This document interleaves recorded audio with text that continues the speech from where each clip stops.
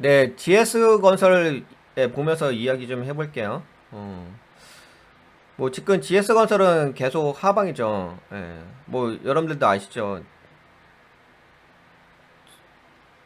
GS건설은 지금 큰 문제가 좀 많이 터졌습니다. 이게 GS건설만 터진 게 아니라 새마을금고도 터지고 PF 불안, 자극, 악재, 연발의 채권시장 긴장. 이게 채권시장까지 영향을 주게 되면 신용이잖아요. 이게 아이고 이게 되게 심각한 거죠 지금. 새마을금고 2조 원어치 물량 쏟아내 GS건설 PF 차환 지연 우려도. 최근 GS건설 전면 재시공 결정과 새마을금고 자금 이탈 등 악재가 연발하면서 한동안 평온했던 채권 시장에 긴장감이 고조되고 있습니다. 어이구 심각합니다 지금. 이들 사건이 부동산 프로젝트 파이낸싱 PF 관련 불안감을 자극할 수 있는 데다 새마을금고발 채권 물량이 시장에 쏟아져 공급 부담 우려도 나오는 상황입니다. 7일 금융투자업계에 따르면 GS건설이 인천 검단도 신도시 아파트 지하 주차장 붕괴 사고로 해당 단지의 재시공을 결정한 사건으로 PF 상환에 대한 우려가 제기됐다. 이번 결정으로 GS건설이 최대 5천억 원대 비용을 부담해야 할 것으로 추정되면서 당장 2, 3분기 실적에 직격탄을 맞을 것은 물론 신인도 훼손에 따른 후폭풍으로 PF 차환에 문제가 생길 수 있다는 판단에서다. 나이스 평가 신용평가에 따르면 GS건설의 주택사업 관련 지급보증 규모는 총 2조 9,018억 원인데 이 가운데 약 44%에 해당하는 1조 2,839억 원이 올해 만기가 도래한다. 만기가 올해 도래한다고 합니다. 나신평은 신인도 하락과 8월 중순께 수위가 결정될 부정적인 행정처분 등으로 회사에 대한 투자 심리가 악화할 수 있고 이 경우 부동산 PF 차환에 어려움이 발생할 수 있다. 이거 여기 써있죠. 부동산 PF 차환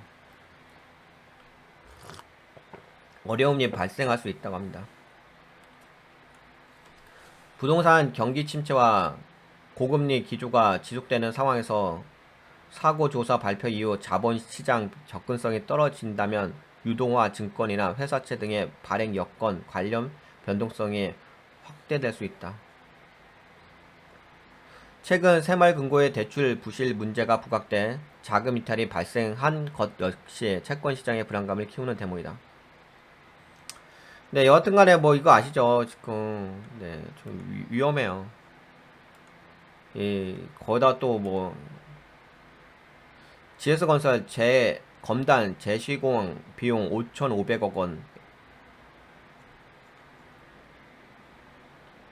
GS건설이 인천 검단 아파트에 대한 전면 재시공 결정에 이어 오늘은 재시공에 따른 5,500억 원 규모의 추가 비용을 모두 부담하겠다고 밝혔다. 발주처인 LH의 재시공 방침은 수용했지만 앞으로의 상황이 그리 간단치 않아 보입니다. 인천 검단 아파트 전면 재시공 비용으로 GS건설이 추산한 금액은 5년에 걸쳐 약 5,500억 원, 철거비와 재시공비, 입주 지원비 등이 포함된 금액이다. 다만 지상층과 지하층 모두 철거해야 하는 데다 최고 층수가 25층에 달하는 만큼 고도의 기술이 요구돼 비용은 더 커질 거란 분석도 나옵니다. 하여튼 이런 사태가 있습니다. 예, 그러면은 당연히 안 좋죠. GS건설은 네, 종목은 당연히 위험하죠.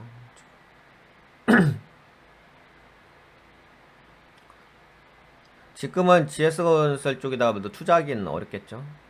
예. 물론 이제 어떤 문제가 발생하게 되면 그 문제에 대해서 극복을 하긴 하겠죠.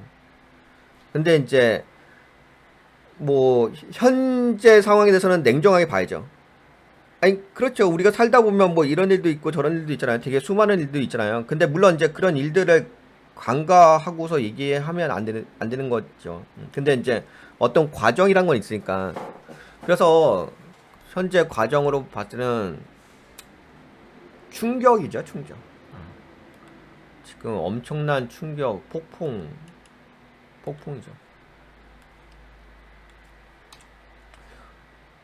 현재는 시장의 움직임이 뭐냐면, 네, 현재는 이렇게.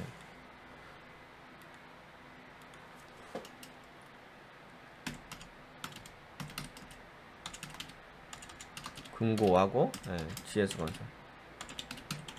네, 요 사태가 좀 터지면서, 어떻게 됐냐? 충격.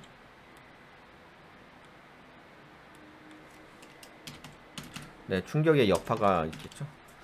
그러면 당분간 충격의 여파는 좀 지속되겠죠. 그렇죠? 근데 이제 뭐 뭐든지 다 그렇지 않을까요? 극복은 하겠죠.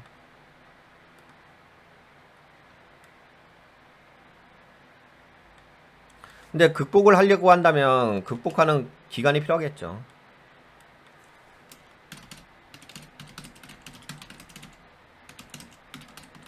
뭐 당장 하루 만에 극복할 수 있는 건 아니지 않을까요? 그럼 극복하게 되면 어느 정도 이 뭐랄까 문제 발생.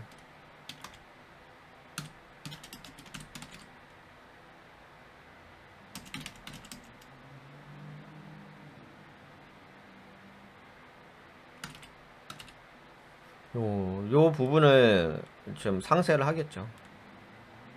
예, 극복을 하겠죠. 다 극복을 할지 모르겠는데 극복하기는 하겠지.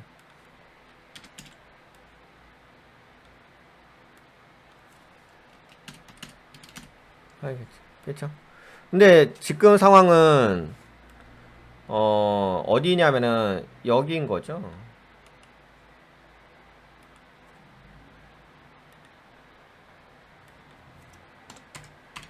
현재 위치가 예. 문제 발생하는 거. 제가 보기엔 이 정도 내려온 것 같아요. 그 아직까지 충격은 더 있을 거라고 봅니다. 예, 왜냐면 지금 새마을금고까지 터진 상태이기 때문에 예. 이거 금융 쪽 이거 부동산 쪽 문제 있는 거 아시잖아요. 예, 우리나라 부동산의 예, 카르텔이라고 해야 되나? 예, 부동산의 원래 그 부실한 거 아시잖아요. 그것도 다 금융 쪽하고 연결되어 있는 거 아시잖아요. 예, 이런 부분이 있어서 예, 현재의 위치는 충격을 받아서 한 이 정도? 냉정히 봤을 때 이 정도인 것 같아요. 그럼 여기를 뭐 3등분을 해본다면